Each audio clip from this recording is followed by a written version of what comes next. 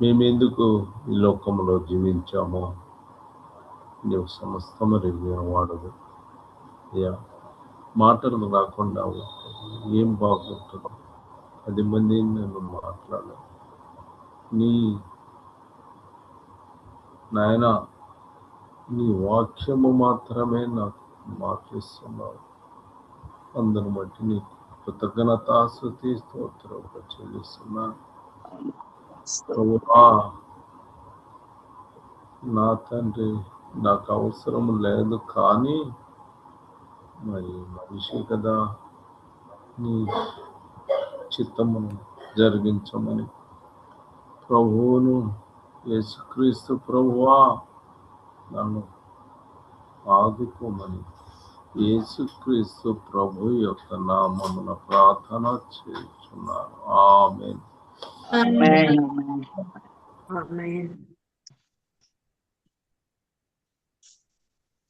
అమ్మా, మీరంతా బాగున్నారా?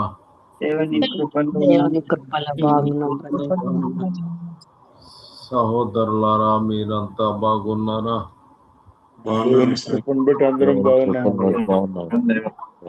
అయితే దేవుని కృప మనం తోడుగా ఉండును గాక. ఆమేన్.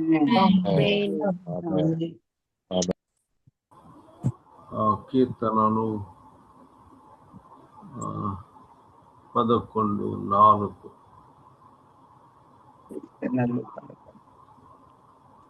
కనిపించట్లేదు.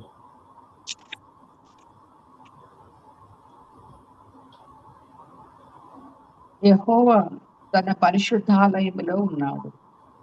యెహోవా సింహాసనము ఆకాశమందున్నది. ఆయన నరులను కన్నులారా చూచుచున్నాడు. తన కన్ను దృష్టి చేత ఆయన వారిని పరిశీలించుచున్నాడు. ఆమేన్. ఆమేన్. యెహోవా తన పరిశుద్ధాలయములో ఉన్నాడు. యెహోవా సింహాసనము, ఆయన సింహాసనము గురించి చెప్పుకుంటున్నాం కదా. అందుకని ఆయన పాత నిబంధన గ్రంథములో మనం జాగ్రత్తగా పరిశీలించినప్పుడు యెహోవా సింహాసనము ఆయన ఆకాశమందున్నది. ఆయన నరులను ఎక్కడి నుంచి? అక్కడ సింహాసనం ఒకటి, ఆయన ఆ సింహాసనములో పరిశుద్ధాలయములో ఆయన ఆకాశములో కూర్చున్నాడు. నరుణ్ణి ఏం చేస్తున్నాడు? కన్నులారా చూచుచున్నాడు. తన దృష్టి చేత ఆయన వారిని పరిశీలించుచున్నాడు. ఆమేన్. అక్కడ ఆయన ప్రతి ఒక్కరిని కూడా ఏం చేస్తున్నాడు? పరిశీలిస్తున్నాడు. చూస్తున్నాడు. ఆమేన్. మరి ప్రకటన గ్రంథము 19:5 మరియు మన దేవుని దాసులారా, మరియు మన దేవుని దాసులారా, ఆయనకు భయపడువారలారా, కొద్దివారేమి గొప్పవారేమి మీరందరూ ఆయనను స్తుతించుడి.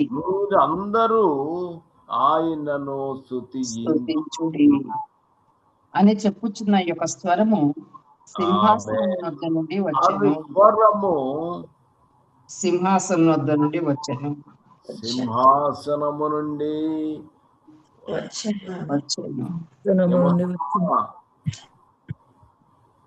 ఆయన ఒక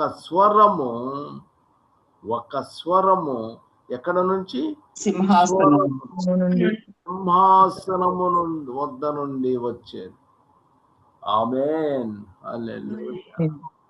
కాబట్టి యెహోవా తన పరిశుద్ధ ఆలయములో ఉన్నాడు. ఆమేన్. ఆయన పరిశుద్ధ ఆలయములో ఉన్నాడు. అక్కడ నుంచి ఒక స్వరము సింహాసనం వద్ద నుండి వస్తుంది. ఆమేన్. ఆయన మాట్లాడితే చాలు. ఆమేన్. కాబట్టి మనము, నాకు కళ్ళు కూడా సరిగ్గా కనబడలేదు. జకరియా 6:12 జకరియా 6:12 చదివామా? చదువుతున్నా బ్రదర్. అతనితో ఇట్లనము, సైన్యములకు అధిపతి యెహోవా సెలవిచ్చినదేమనగా, చిగురు అను ఒకడు కలడు. సైన్యములకు అధిపతి యెహోవా సెలవిచ్చాడు. ఏమిటంటే చిగురు అను ఒకడు కలడు. అతడు తన స్థలములో చిగురు అని ఒకడు కలడు. అతడు తన స్థలములో నుండి చిగుర్చును. అతడు యెహోవా ఆలయము కట్టును. ఆమేన్. ఏం కడతారు? యెహోవా ఆలయాన్ని కడతారు. ఈ మామూలుగా ఇప్పుడు కట్టబోతున్న అదేనా?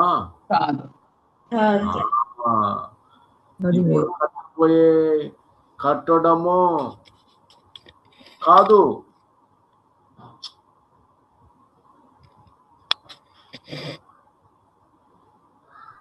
ఆమేన్. కాబట్టి చిగురు అను ఒకడు ఒక చిగురు అను అతను కడుతున్నటువంటి కట్టడము. ఆమేన్. ఎవరా చిగురు? ప్రభువైన యేసు క్రీస్తు ఒక ఆలయాన్ని కట్టుతాడు. ఇప్పుడు ఆలయము నీ దగ్గర కట్టుబడి జరిగిందా, జరగలేదా? జరిగింది. నేను అన్నాను సంఘమే. ఏ ఆలయము? సంఘము. మీరు. ఆమేన్. మనమంతా యేసు క్రీస్తు ప్రభు యొక్క ఆలయము.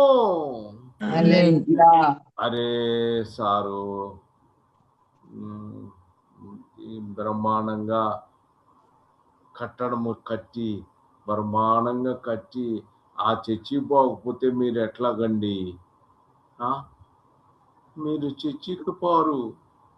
ఆ చర్చికి పోకపోతే యేసు ప్రభువు చిగురు ఒకడు ఏం చేశాడు?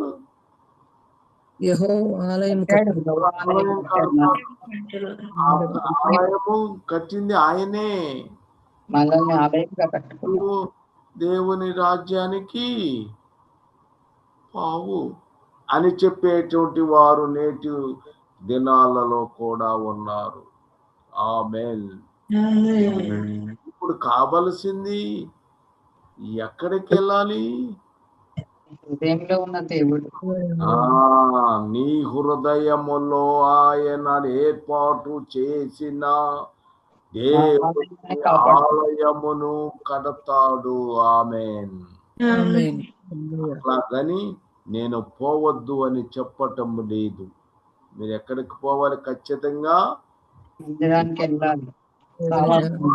వినటానికి పోవాలి. అక్కడ అనేక మంది మనోళ్ళు విశ్వాసులంతా కూర్చుంటారు, ప్రార్థన చేస్తారు, మన కొరకు ప్రార్థన చేస్తారు కనుక అక్కడికి పోవచ్చు. కానీ నిజమైన ఆలయము దేవుడు ఆలయముగా మనల్ని ఆయన సిద్ధపరిచాడు. మనమే ఆయన ఆలయం అనే విషయము మీరు గుర్తించాలి. ఆమేన్. దానిలోంచి కనుకనే ప్రభు తన దగ్గరికి తీసుకున్నాడు. పాపం ఈయన చర్చికి పోలేదే అందుకని ఇతను అట్టాగాడు అని అనుకుంటామా? నీ హృదయము ఒకవేళ చర్చికి బయలుదేరి వెళ్ళినా చండాలమైన జీవితము, పెద్దోడు గాని చిన్నోడు గాని, కానీ తన జీవితం మాత్రము అక్కడికి వెళ్తే ఉపయోగము లేదు. ప్రతి ఒక్కడు కూడా ఏం చేయాలి? ఆలయము నీ లోపల కట్టుబడి చేయాలి. ఆమేన్. 13 వచ్చిన కూడా అతడే యెహోవా ఆలయం కట్టును, అతడే యెహోవా ఆలయము కట్టును. అతడు ఘనత వహించుకుని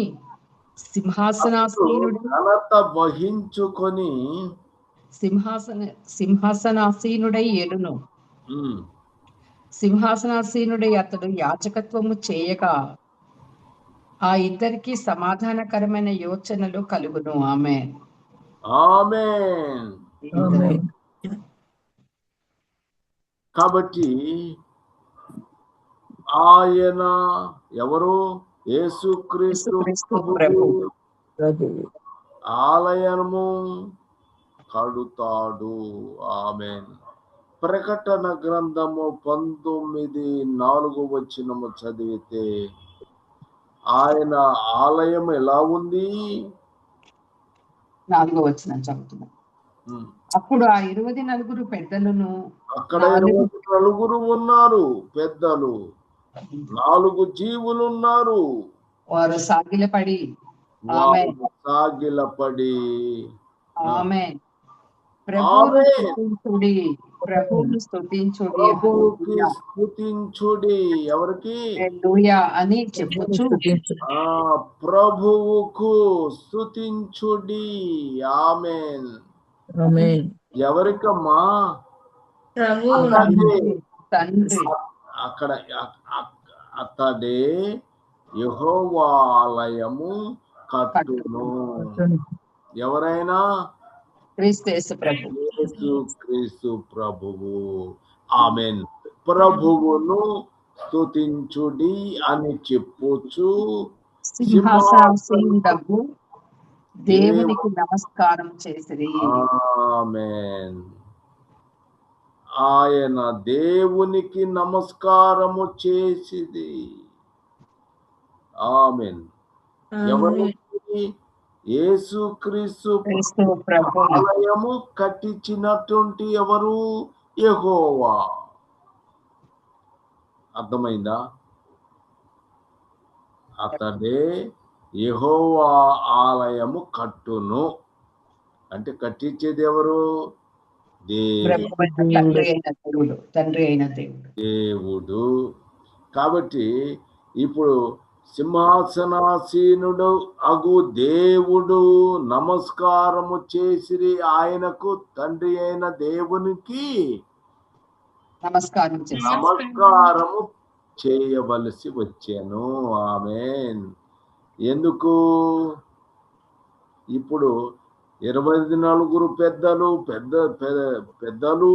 4 జీవులను సాగిలపడి ఆమేన్ ప్రభువును స్తుతించుడి. హల్లెలూయా. స్తుతించుడి. ఆమేన్. ప్రభు ఎవరు? మన ప్రభు యేసుక్రీస్తు ప్రభువు కుమారుడు యేసుక్రీస్తు ప్రభువు కుమారుడు. తర్వాత ఎవరు? దేవుడు. దేవుడు ఈజ్ ఈక్వల్, నేను ఇంతకు ముందు చాలా సార్లు చెప్పాను మీకు, ప్రభువు కుమారుడు యేసుక్రీస్తు. ఇంకొక ఆయన ఎవరు? దేవుడు. దేవుడు ఎవరు? ఆయన. ఇద్దరికి తేడా ఉందా?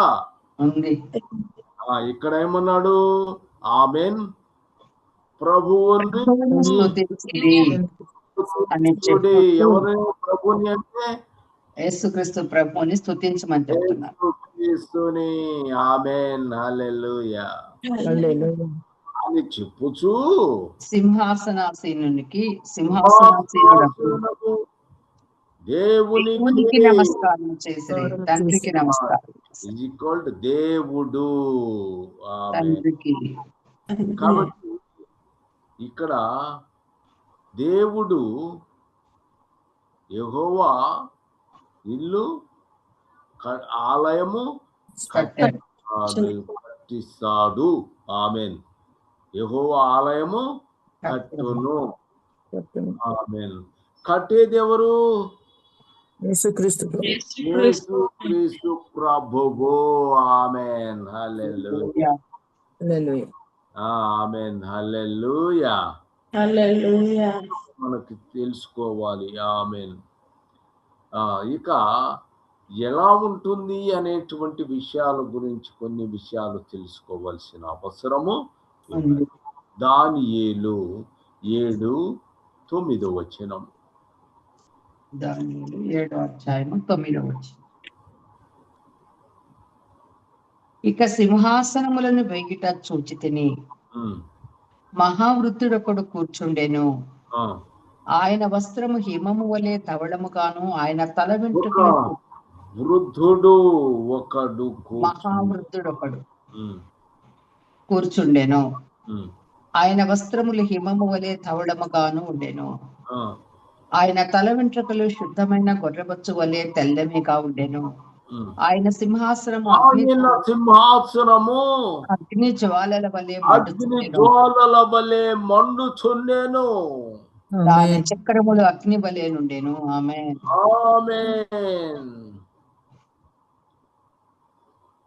మరి యెహెజ్కేలు 1:24.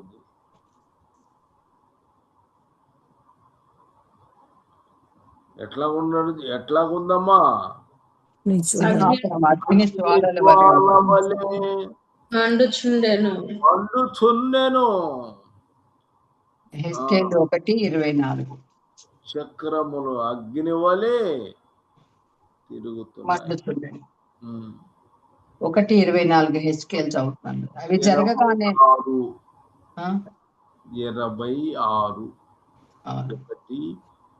అలాగే వాటి తలపైనున్న ఆ మండలము పైన నీలకాంతమయమైన సింహాసనము ఒకటి కనబడెను. సింహాసనము ఒకటి ఉండెను. మరియు ఆ సింహాసనము వంటి దాని మీద నరస్వరూపియకు ఒకడు ఆసీనుడై ఉండెను.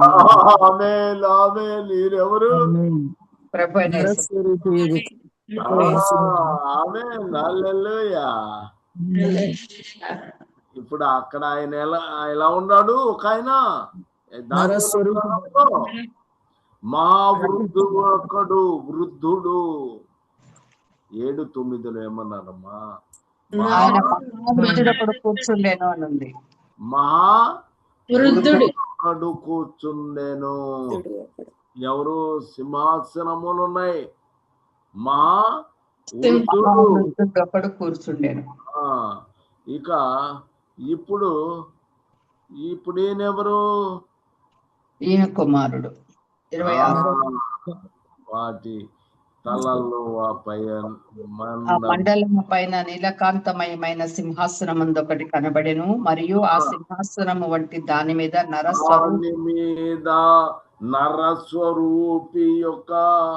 నరస్వరూపి ఒకడు ఆసీనుడై ఉండెను.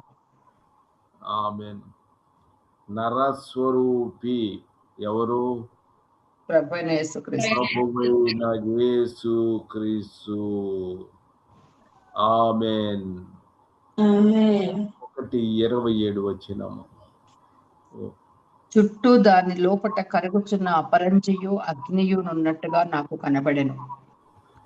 నడుము మొదలుకుని దిగువకును ఆయన అగ్ని స్వరూపముగా నాకు కనబడెను. చుట్టూను తేజోమయముగా కనబడెను. ఆమేన్. ఆమేన్. లాస్ట్ వర్డ్ మళ్ళా చదవండి. అంతకు ముందు చదివింది మళ్ళా చదవండి. ఆమేన్. 27లో లాస్ట్ వర్డ్ బ్రదర్. ఎక్కువ అవసరం లేదు. ఆయన అగ్ని స్వరూపముగా నాకు కనబడెను, చుట్టూను తేజోమయముగా కనబడెను. అట్లానే 7:9 ఆయన సింహాసనము అగ్ని జ్వాల వలె మండుచుండెను. ఆయన సింహాసనం అగ్ని జ్వాల వలె మండుచుండెను, దాని చక్రములు అగ్ని వలె ఉండెను. ఆమేన్. హల్లెలూయా. విలాప వాక్యములు 2:19 5:19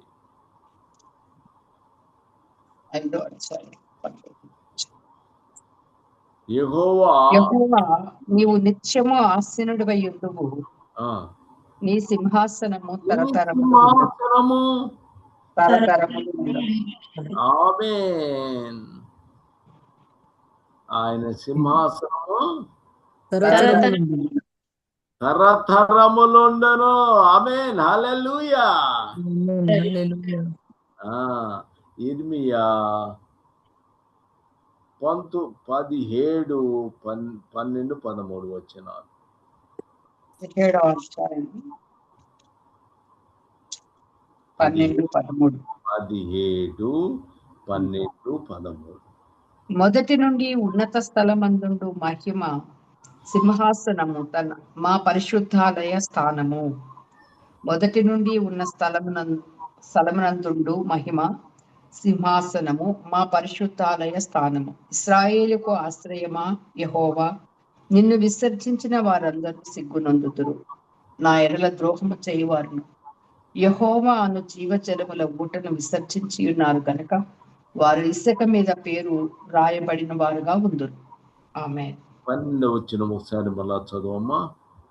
మొదటి నుండి ఉన్నత స్థలమున నుండు మహిమా గల సింహాసనము, మహిమా సింహాసనం మా పరిశుద్ధాలయ స్థానము, మా పరిశుద్ధాలయ స్థానము. పుట్నోట్లో ఏముందంటే మహిమా సింహాసనం. హల్లెలూయా. కాబట్టి ఇక యెషయా 66, 1, 22 66, 22 66, 1, 2 వచనాలు. యెహోవా ఇలాగూ ఆజ్ఞ ఇచ్చుచున్నాడు, ఆకాశము నా సింహాసనము, భూమి నా పాదపీఠము. ఆకాశము నా సింహాసనము, భూమి నా పాదములకు పీఠము. మీరు నా నిమిత్తము కట్టనుద్దేశించు ఇల్లు ఏ పాటిది? నాకు విశ్రమ స్థానముగా మీరు కట్టనుద్దేశించినది ఏ పాటిది? అవన్నీ నా హస్తకృత్యములు, అవి నా వలన కలిగినవి యెహోవా సెలవిచ్చుచున్నాడు. ఎవడు దీనుడై నలిగిన హృదయము గలవాడే నలిగిన హృదయము గలవాడై నా మాట విని వణుకుచుండునో వానిని నేను సృష్టించుచున్నాను. ఆమేన్. ఏం చేశాడు ఇక్కడ? ఏమంటున్నాడు ఆయన?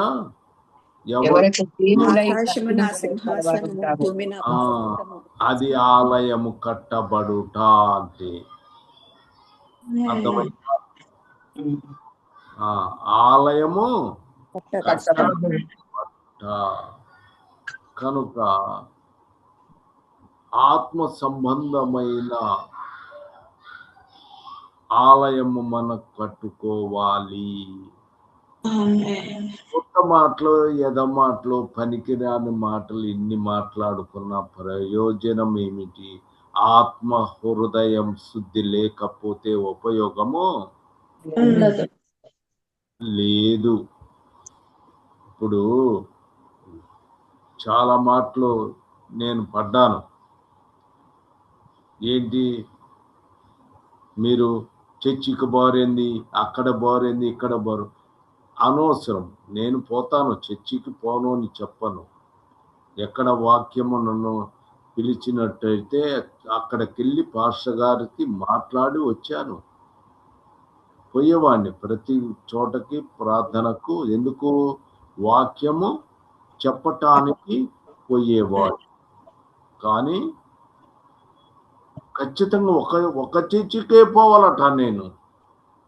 నా ప్రభువు నన్ను అందుకు పిలవలేదు. నేను ఆయన మాట వినేవాణ్ణిని. ఆయన చెప్పిన మాటలు నేర్చుకున్నాను ఆయన దగ్గర. కనుక ఆయన కోసం తిరుగుతాను అంతే. శరీర సంబంధమైన విషయాలు మాకు అవసరము లేదు. ఆమేన్. మీరు ఇట్లాంటి మాటలు ఎవరు ఏదేదో చెప్తారో మీరు పట్టించుకోవాల్సిన అవసరము లేదు.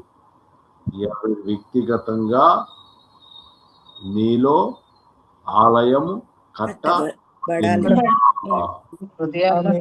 దానికి సమాధానము చెయ్యండి. ప్రభు రేపొద్దున సింహాసనము దగ్గరకి నిన్ను తీసుకెళ్తాడు కదా.